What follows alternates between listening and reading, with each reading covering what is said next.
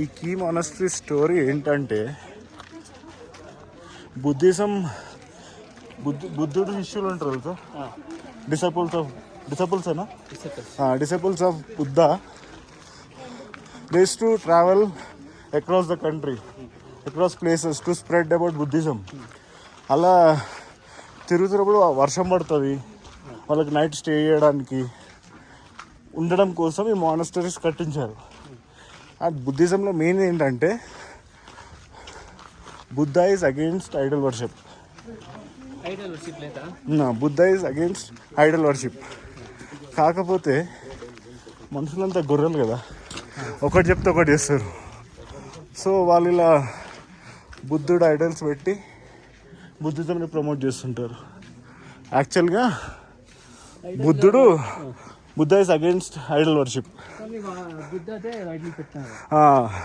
అంతే, మనం ఒకటి చెప్తే ఒకటి చేస్తాం కదా, అతి తెలివి మనకి. సో ఇవన్నీ మానిస్ట్రీస్ అవే ఇక్కడ హిమాచల్, టిబెట్లో వాళ్ళు స్ప్రెడ్ చేయడానికి వచ్చినప్పుడు వాళ్ళ స్టే కోసం వాళ్ళ పాటలు పాడుకుంటూ స్ప్రెడ్ చేస్తూ ఉండే బుద్ధిజం. అది యాక్చువల్ స్టోరీ.